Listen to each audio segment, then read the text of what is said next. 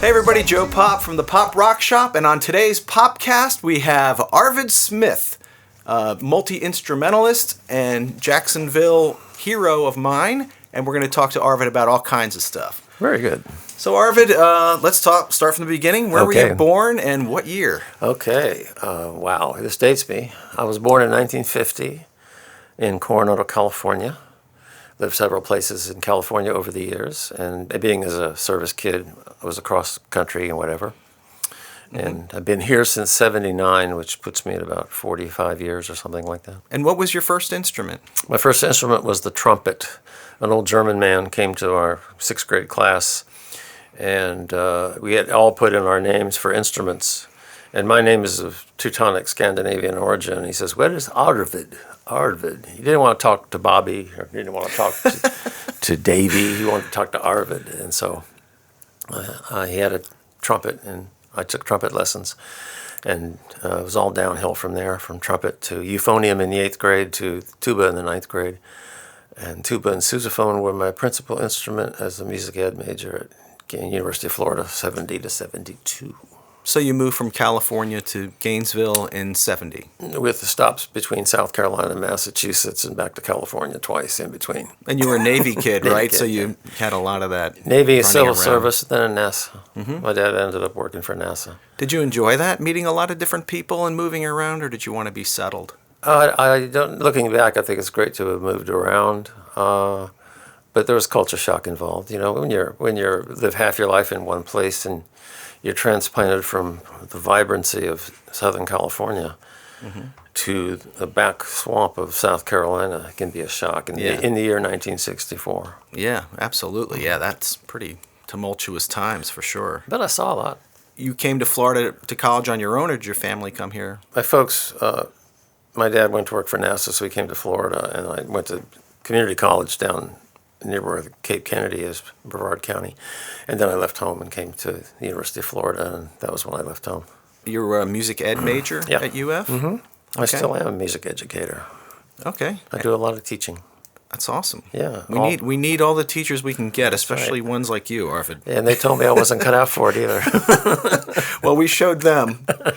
And while you were at University of Florida, we had talked about this recording you did. Well, you did contemporary slide guitar, which you didn't know got pressed, right? No, that was I knew about that one. That was a whole good project. Okay. Yeah. All right. And then Orcas, which was this thing you just kind of threw together, and there's a great story about that, if you can talk about that. Came across this beat-up old Grundig. Grundig is a manufacturer of sound equipment, and it's a Grundig tape recorder.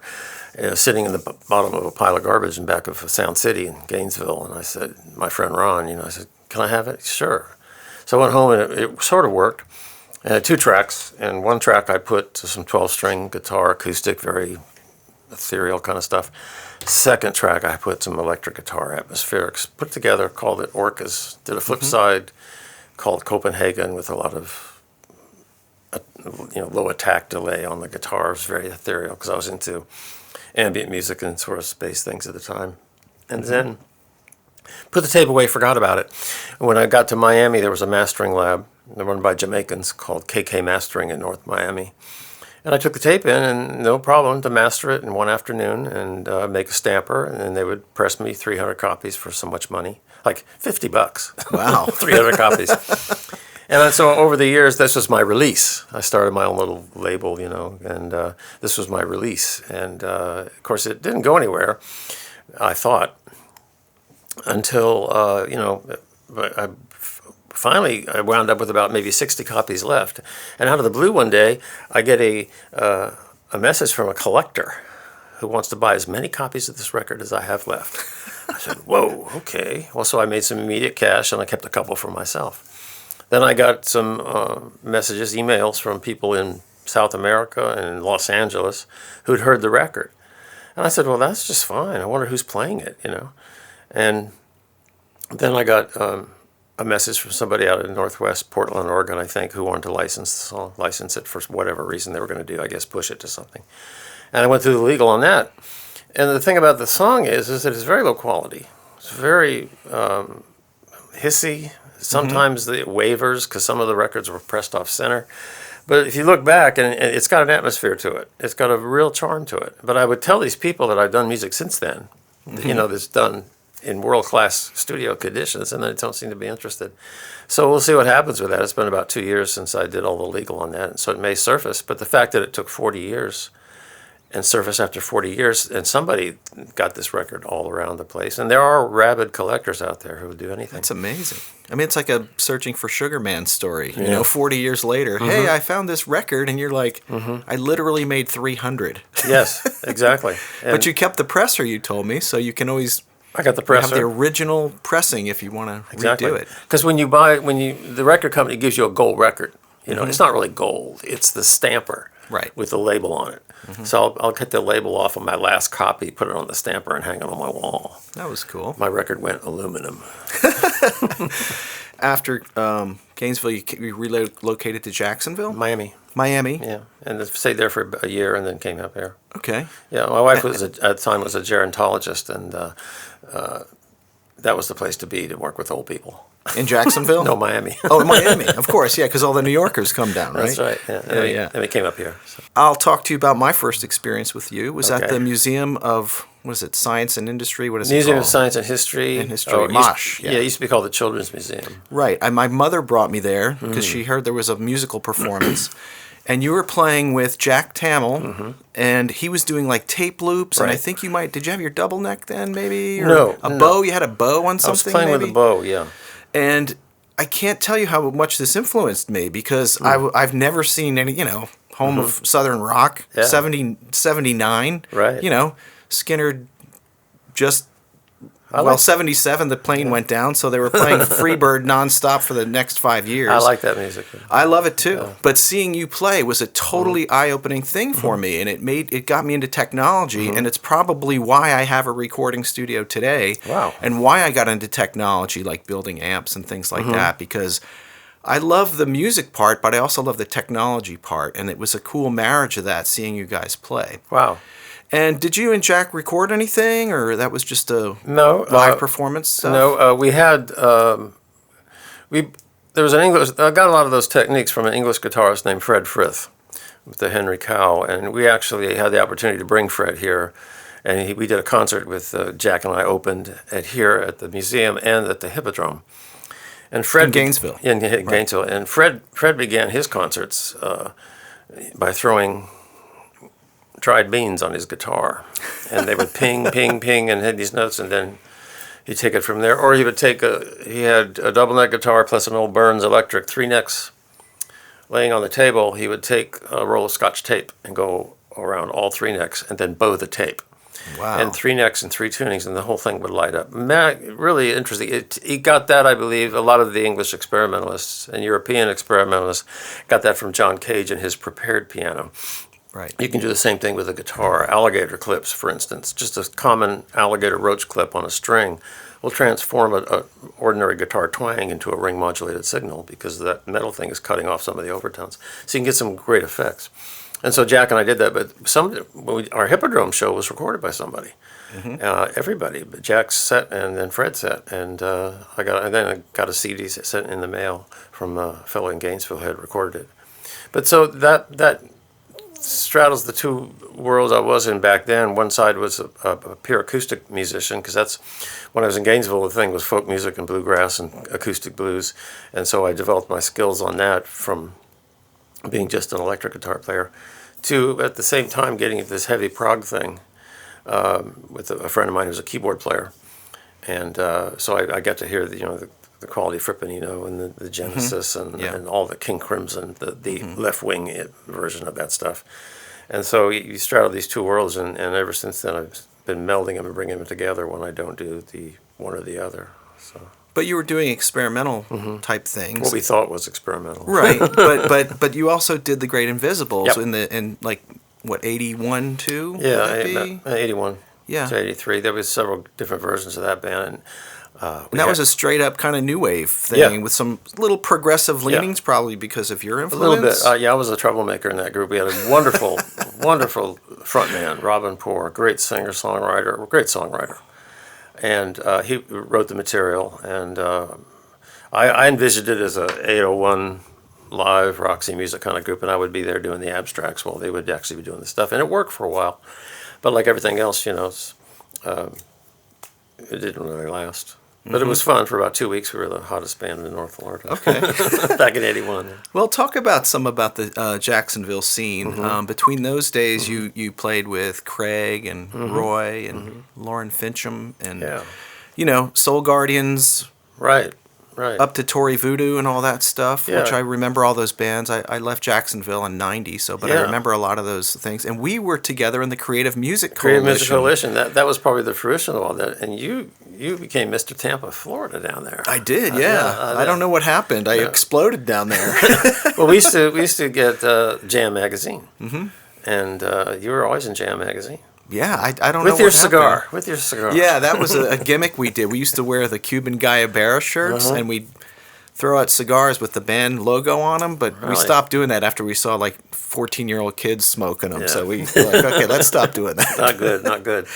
But at Tampa, the Great Invisibles would go down there, and later with Tory Voodoo, we would play down there all the time. That Bay Area, WMNF radio, Yep.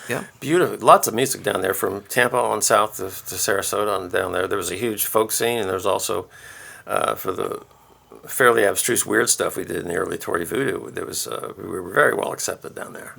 So, but the gradual scene, when I got to Jacksonville, the first thing I wanted to do was find like-minded musicians. And so I began playing with people and meeting people and doing certain stuff. And, the word gets out and you start collaborating. But the first real group that I did was Great Invisibles.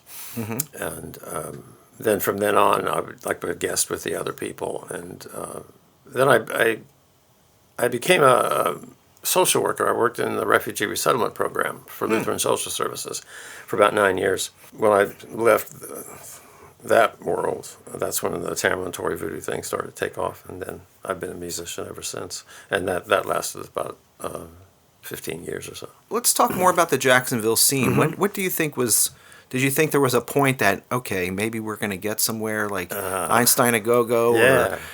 Or, like that time, it seemed pretty, we were trying to do this Creative Music Coalition thing and get Jacksonville noticed in a way other than Southern rock. Yeah. And what was your feeling at the time? Was it a feeling of positivity or going to Tampa? Did you go like, oh man, we're never going to make it? No, we just wanted to play as many places as we could. And so here we sort of opened it up away from that Southern rock thing. And then you had people like Mike Fitzgerald, who would stand on legs in both. He sang with Alan Collins. Yeah. But he did his own nearly damn Captain Beefheart kind of thing with his group. And and there was always like-minded people around, like at these Great Invisibles gigs, which all the the new waivers would come out. There'd be Southern rock people there too that would dig it because we liked each other's music. Guy, Johnny Ingram, plays with Danny Joe Brown, and I think he owns Molly Hatchet right now. Bobby Ingram? Bobby Ingram, yeah. Yeah. He came out to see us, What a super guy. Real nice guy, and the last guy you think that would dig this kind of music, But we weren't trying to break through anything. That we thought there was, a piece of pie for everybody. But then it started to shift around towards us a little bit more with the Einstein a Go-Go. And Einstein a Go-Go was a big feather in the cap here because Jacksonville or Jacksonville Beach is your first stop. If you're a band coming from the north and you got to go down to Orlando or Tampa or Miami, so why not stop in Jacksonville? And so Einstein a Go-Go, Sonic Youth, Dinosaur Jr., the early REM, all those bands I saw there. Yeah. Natalie Merchant, what's her band's name? 10,000 Maniacs. 10,000 Maniacs, yeah. She was there. It was a wonderful place. And these were all people who were coming up. They weren't the big stars then. Yeah. And that was a big plus in the blighted area. And suddenly this whole new wave thing happened out there. And it allowed the ground to be fertile for more kinds of music than just a steady rock and roll, even punk rock. And then the Riverside area happened with the Club 5. Yep. And it became pretty healthy. It's always been healthy in a way. It's ebbed and flowed a little bit, but now, you have the Elbow downtown with Underbelly and all those places. And I worked a lot there with Carrie and Coleman and the other people that I backed, Madison Grace. I played there several times in 1904. And anyway, it's just, and I'm with 3 different performing organizations. Yeah. Focus People with Stacey Bennett, and the New Moon Ramblers with Sandy Lithgow, who I did the record with. And next Saturday at Mudville, I'm playing with Mark Williams and his band. I'll be there. Blue Horse. It's great. That's Moonstalker. Moonstalker, right? Yeah, that's next Saturday. Next Saturday night. Yeah. Right. Okay. I'll definitely be there, front row, Yeah. Arvid, like always, like at the museum. and all the, and I've always kept a solo thing by myself playing. Yeah. And I'm going to get to do that next Monday at Blue Jay. With Oh, right. Yeah. I like Taylor Blue Jay. Roberts' series, second Mondays in October. I'm going to go out there to be featured, and I'm very looking forward to that because he's an absolute monster musician. And Yeah. Great musician, guitarist. Great stuff, Arvid. I mean, In a nutshell. let's talk about, and this might take an hour, the instruments that you play. Okay. To list them would probably be, it'd probably be shorter to list the instruments you don't play. No, I mean... A lot of string things, sitars, slide and lap steel, right? It's... Talk about your journey from starting with guitar and branching out into to these other instruments. Okay. It really was, I don't know, it really was the acoustic guitar. Because I was a very early devotee of John Fahey. And like we did the tribute album for him, the first one that came out in his lifetime. And he and the whole nest of guitar players that he influenced and that were on his Tacoma label, Robbie Bashaw and Peter Lang and George Carmody and Leo Kottke, would take this steel string music, especially Robbie Bashaw, and play Eastern music on it or Persian music on it. Because you could do that, it's just strings, it's just wood and wire. And then the English players, whereas the Americans would do folk blues on their acoustic guitars, like the English people would go back to their indigenous folk music or their classical music, medieval music, John Renmorton and Davy Graham and such. And so this whole world of what you could do with an acoustic guitar opened up. And then, well, what about the instruments that these are trying to emulate? You know, what about those? The slide thing everybody had to do. But I took the slide thing from being Delta music. I love Hawaiian music and took it to the Hawaiian music, which is more complicated tunings. And it's my theory that if you listen to the earliest commercial country music, Hank Williams and all that stuff back in the late 40s and early 50s, the steel playing is Hawaiian. Because the Nashville pedal thing hadn't come yet. So it was more lap steel than It was than lap pedal steel, but the actual licks and tonalities were straight out of the islands. Right. Because that was a very romantic and odd and exotic thing. So right now, when I play, and then I got into the acoustic dobro. I played dobro in standard straight high G, and then played the bluegrass blues kind of thing. But I use now 2 8-string lap steels hooked together with benders that I've installed myself, which I like. And so I use those in all the groups that I play, and I really enjoy that as well. And then that's a custom thing that you do, as far as you're the only person that does that? Oh no! I mean, it's hard to find 8-string lap steels. Okay. But I did put the benders on them, and then I invented my own. I think I invented my own tunings on them, just so I could emulate these sounds that I like, and that works pretty well. And what's the bender? Like a palm bender, or? Well, here's what it looks like. On the bridge, it's an open bridge, and I decide which string I want, which pitch I want to go to. So you take the handle off a paint roller, because it's L-shaped, and you drill a little hole in it. And then you find the string that you want to bend, and you put it through that hole. And the bender is actually held on by string tension. And then you pull it to the note that you want to go. And one steel goes up a whole step, and the other steel goes up a half step. But right where that note is, which you've checked with a tuner, then you put a wood screw in back.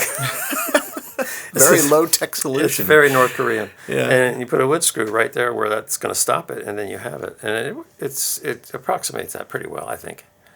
But how many of these type of gadgets have you made? Have you done electronic stuff too, or mostly just physical things to your I guitars? change strings, and I have no compunction about drilling holes in my guitars. Yeah. My friends say, I wouldn't do that to a Telecaster at all, And nothing ventured, nothing gained, I say. Right. But about 2003, I got my first sitar, And because I've always been drawn to modal music, the medieval things, flamenco music, Chicago blues guitar. That's all based on a mode or a feeling. And Indian music has that times 500.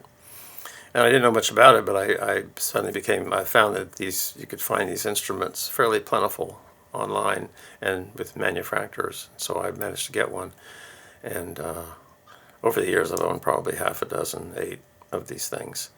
And I'm trying to study the music on my own because there's a dearth of teachers around here. You can't really find anybody that will teach a sitar.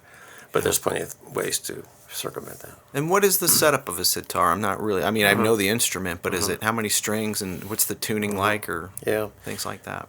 Yeah, there's two main schools, one called Karaj Pancham and the other called Gandhar Pancham. Karaj Pancham is a Ravi Shankar setup. It's 20 strings.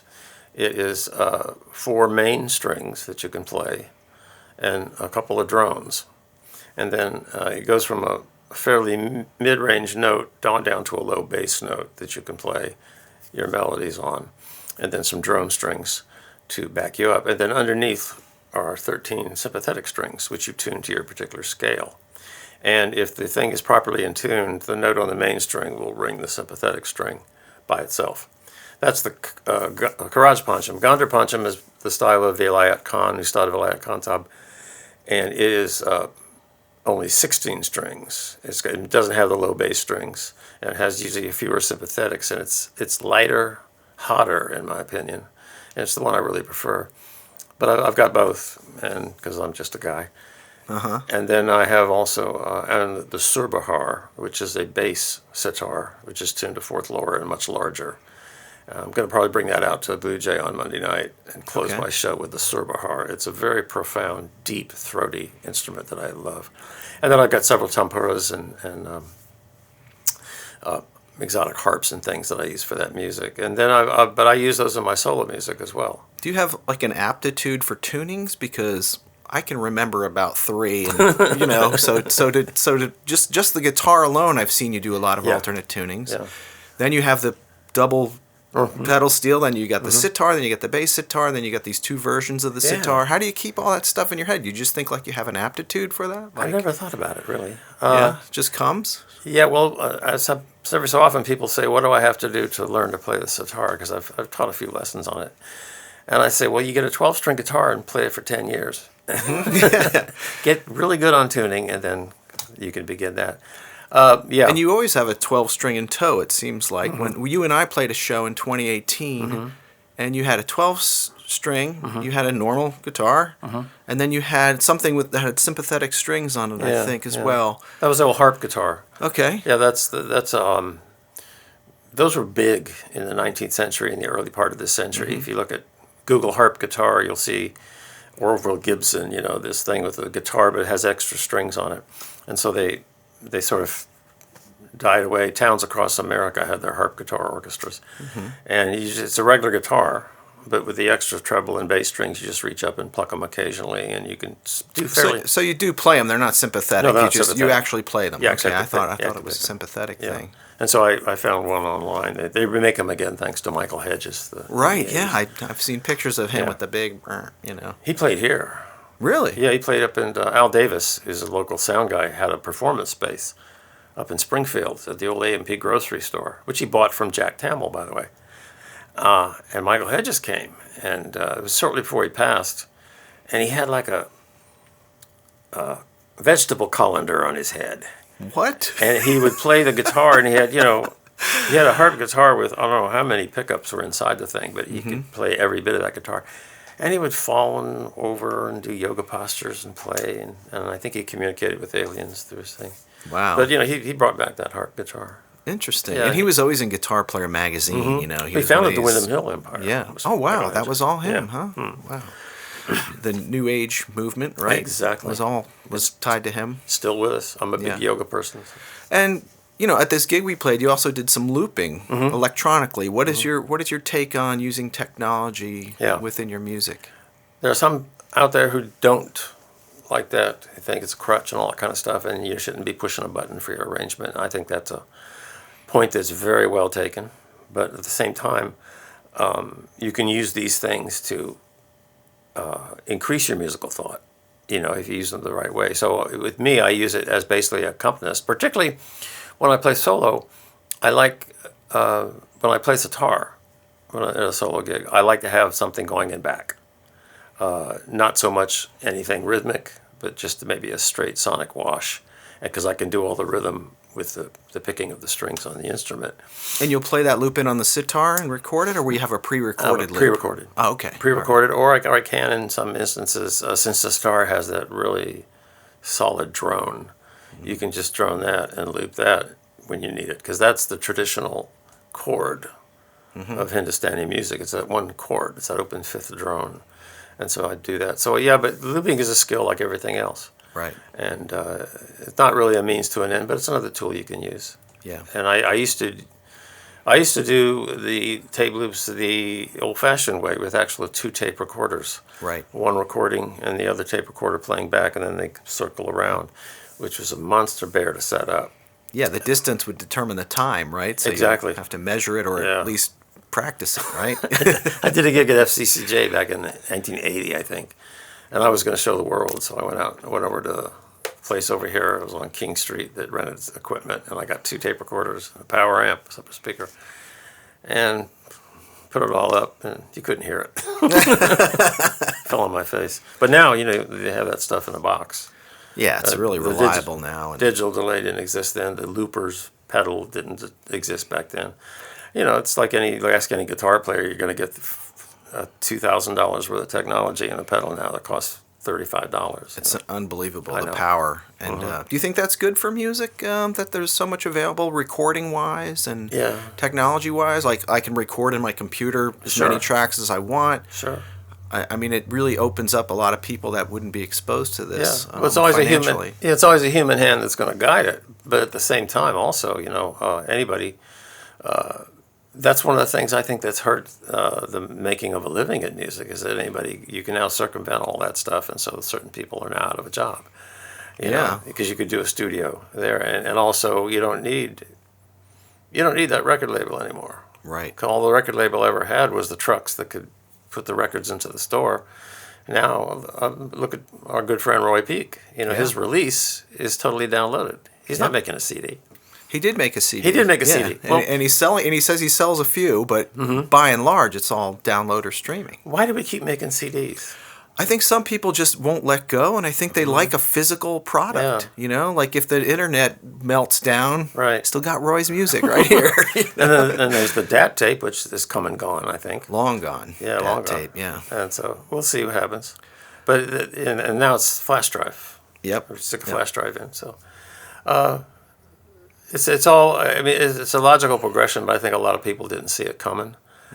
Particularly, remember the Napster scandal? Oh yeah, absolutely. Yeah. People didn't see it coming. And there's 90s, yeah. Yeah, and there's before Congress, there's Lars Ulrich from Metallica on one side of this debate, and McGuinn, Roger McGuinn on the other side of this debate. Lars saying it should be okay, anybody could download anything, and McGuinn saying, no, you can't, you shouldn't do that. Or it was the other way around. Lars was against it. He brought the boxes of names of people that stole his music for free, after being a multi-millionaire with Metallica. Right. Not that makes it right. No. But nowadays, it's not a financial game plan. Like, Exactly. I'm going to sell my record. Everyone's giving it away for free on Spotify. And, I think my streaming nets me about $20 a month. They won't even cut me a check unless it hits 25, So, but in the day, even if you sold a $5 CD, you could make a little bit of money, and now it's performance has become the thing where to make money, or licensing. Yes. Like your Orcas is going to probably put more money in your pocket than any streaming will. I'm waiting out there, guy, Mr. Orca. And AI, have you messed with anything like that in GarageBand? Like no, I have it on my computer. Robot players? No, I have it on my computer, but I've never used it. I'll either go to a studio where the guy knows how he's doing Pro Tools. I'm working with a couple studios right now. And if I got to do something at home, I use my Lemonade stand 4-track Tascam. Oh, wow. I had a Porta 1 back in the day, And again, it'll work. If everything melts, the analog will still play. So that's exactly nice to have it. Exactly. But, if I'm not doing any kind of home releases, I'll just do little demo things at home if I'm doing a formal release. Like the things Sandy Lithgow and I did, and the little solo things, we actually will go to a studio and do that. We're in a studio right now with our group, the New Moon Ramblers, we're working on. With our good friend Doyle Prim, who lives over not far from here, and we're working on a CD. Again, it's in his home, and he's got the Pro Tools. And But you leave that to the tech heads, yes, right? Yes, Okay. I don't have time to learn how to do that. Okay. You got to remember all those tunings. That's right. You can't That's do right. anything else. Yeah. Let's talk a little bit about your spiritual involvement with music. And I know this is closely connected to you because of the kind of things that I've seen you do. You know, you do yoga. You play at yoga studios. Yeah. And talk a little bit about that.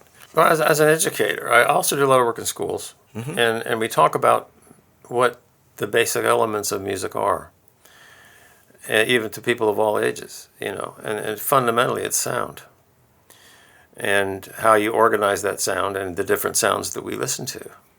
I carry around with me an old bicycle horn, and the first thing I do is I get very serious and I say we're going to do this sound experiment, and then I'll honk the horn, and everybody laughs. And he says, why do you laugh? What makes it about this old horn that makes you laugh? And it gives you food for thought, because there's certain sounds that affect us that way.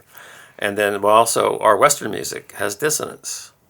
We're the only music that sets up, quote, ugliness so we can resolve it and get away from it and come back. And it's that dissonance, or the use of dissonance, that probably is the tension and release that we like, which is very inbred us. And that's probably, I think that's the reason that we solved the debate on Yoko Ono. Right. Because if you look at singers, okay, any singer will throw inflections into what they do because it colors their music to the genuine melody and the lyrics and the message they're trying to get across. Suppose you don't do that, you just do the inflections. I think that was Yoko. I think that's Yoko, With which the is she was screams and the she was a Fluxus artist in the early '60s. The Fluxus movement, which was Merce Cunningham and John Cage, were involved in that as well. Right. Again, the idea is more interesting than the actual music, but I think that's the take on it. So when I started, you always sort of get it affects you, certain melodies and certain tonalities, certain modes. Paint a picture, they color certain things. And when I started playing Indian music, their approach is each scale, the raga is a different time of day, different time of the year. There's some for the rainy seasons. I don't quite understand the sonic thing behind it, because some of the most vibrant and, to me, my Western ear, active raga scales are meant to be played in the middle of the night. And the most romantic and emotive, they say, and then they attach these words to this stuff, which we don't really do in Western music. The most romantic and emotive, passionate love one is meant to be played right at 10 o'clock in the morning. Anyway, the fundamental thing about that music is that when you play the music, it's God speaking, and God speaks through you, and God speaks through your instrument, which is why Ravi Shankar was horrified when he played the Monterey Pop Festival and saw Hendrix and the Who destroy their instruments. He couldn't understand why they would do that, because this is a vessel through which God speaks. It's a sacred thing. And you keep that in mind when you play, and I'm sure other musicians probably play that. I'm sure the best blues players do it. Blind Willie Johnson, Dark Was the Night, that's on the Voyager 2 spacecraft going out there. It's on the gold plated disc, right? Carl Sagan wanted to put the emotion of sadness in sound. Wow. Along, with Chuck Berry or whatever else they put on there too. But he put that Dark Was the Night and Cold Was the Ground by Blind Willie Johnson.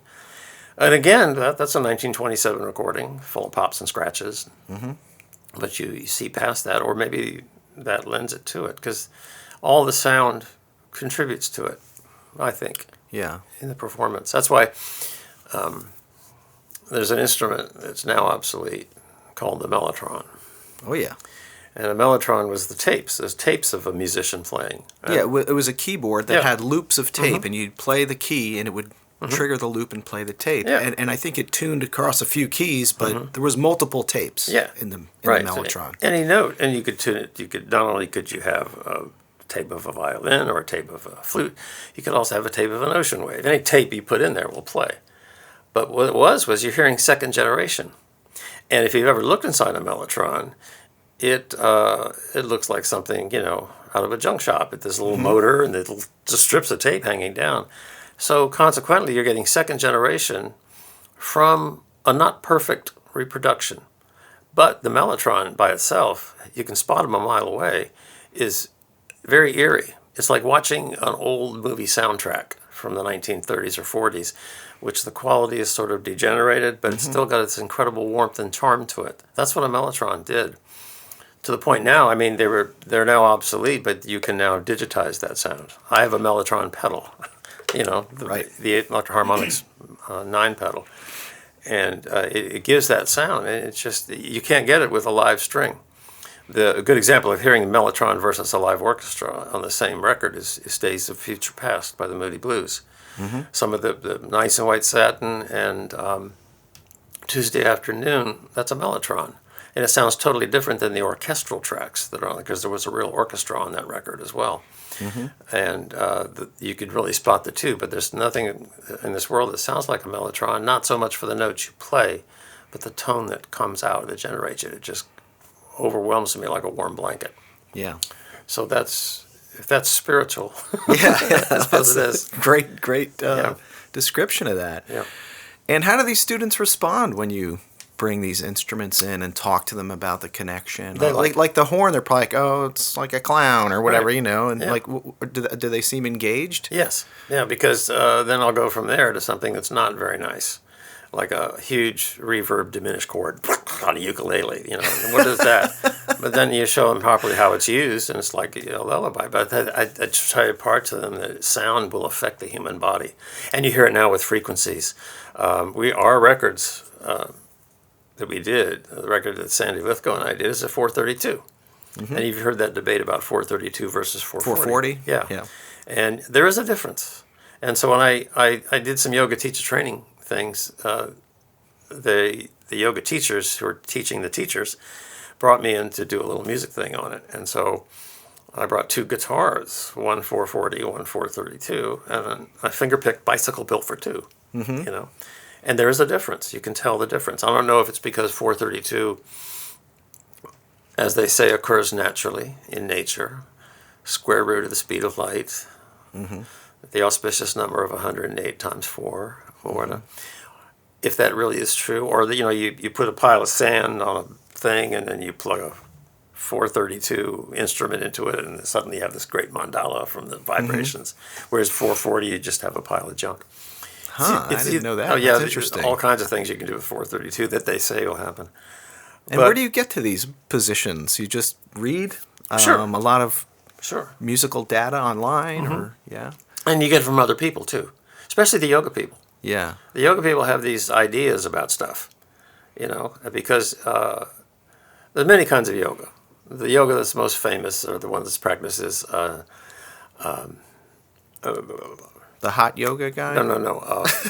Because he went to He went to jail. Right? He went to jail. Yeah, I did that once, and never again.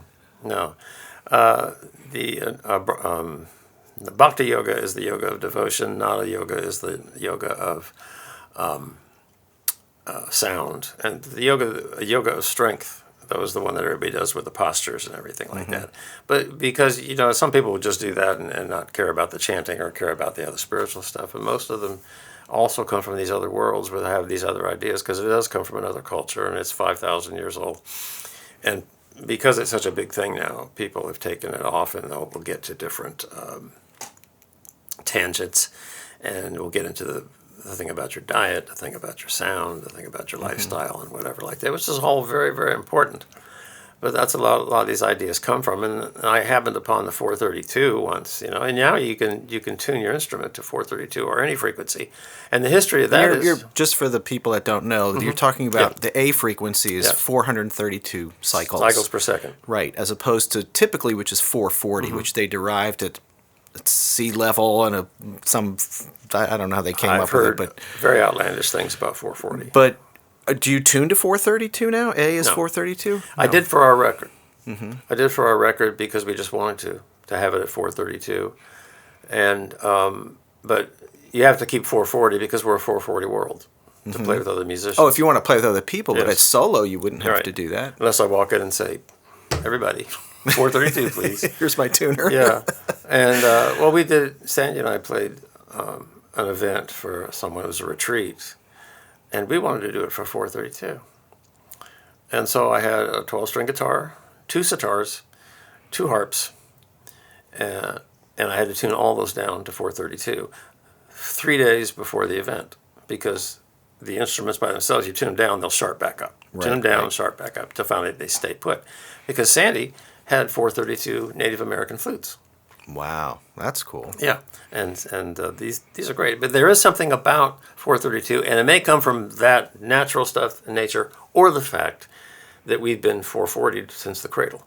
Right. And so here's something different now. And now that, of course, you can digitize anything into 432.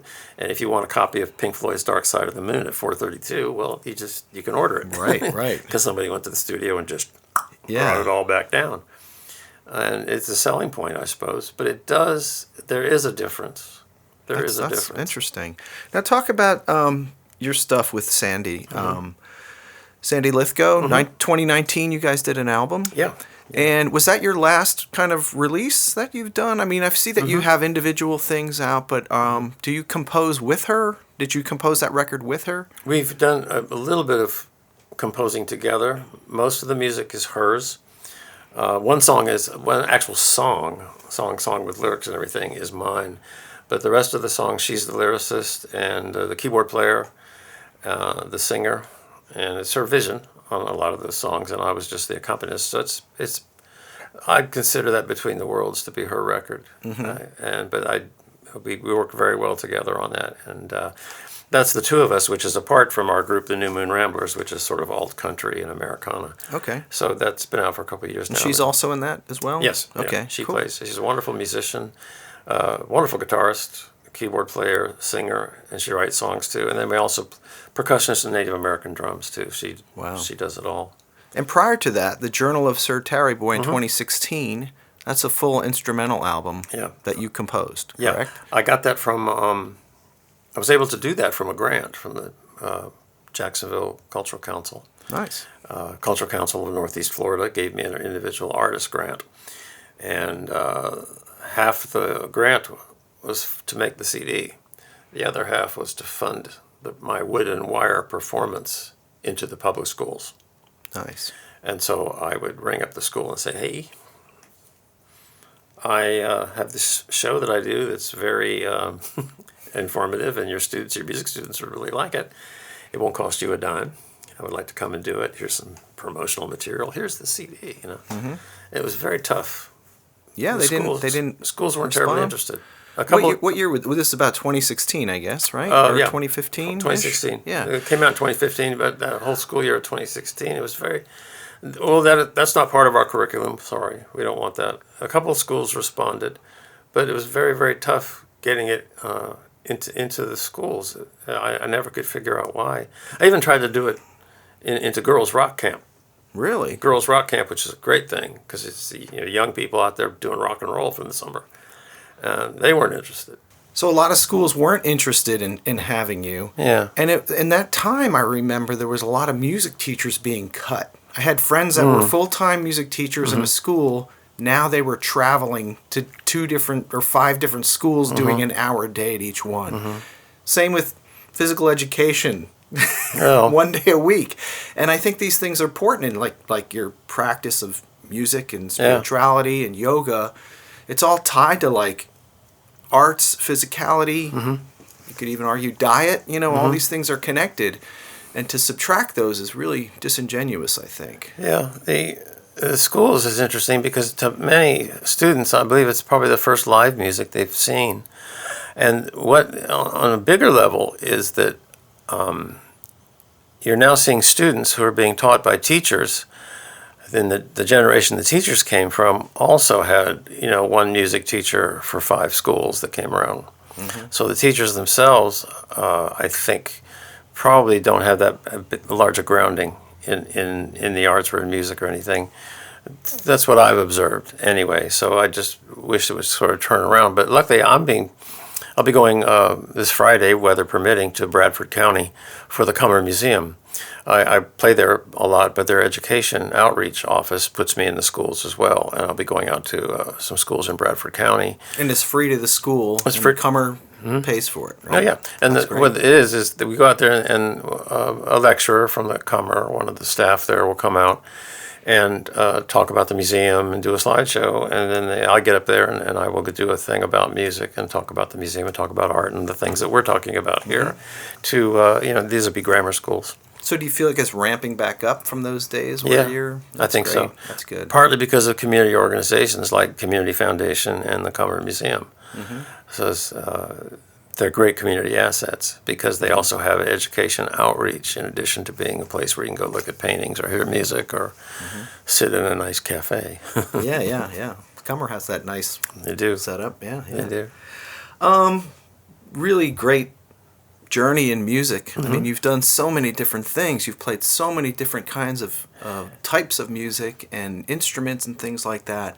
What does the future hold for Arvid Smith? Do you think you'll do a solo acoustic album with that you write lyrics and melodies for? Or is that not your thing? Or I mean, you do kind of everything. So, and I've seen you play live solo. You sing. So I sing sort of, but the thing that I'm not good at. That is, I'm not a good lyricist. I can't. I've written a couple of songs in my life, but I'm not terribly adept at just coming up with songs. Like we had, I've always worked with people who are great songwriters. I'm working with people who are songwriters now who are really good. Mark Williams is great. Sandy writes songs, of course, and Stacey Bennett in Focus People, great songwriter. And when I was in Canary in the Coal Mine. Most of our music there was original music. We had great instrumentalists. We had 2 great songwriters. I got to single out Sandra Wicker, who was one of the singers in Canary in the Coal Mine. She could write a fantastic song in the car on the way over to practice. It's a real gift.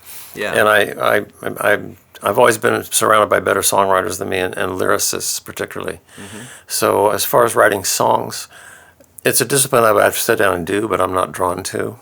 I would probably stick with doing what I did on my solo record here, which is instrumental music. I think that's my forte. I make my best contribution. But who knows?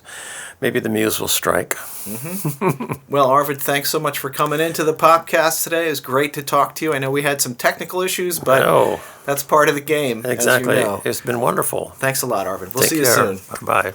Popp Rock Shop. We make cool stuff.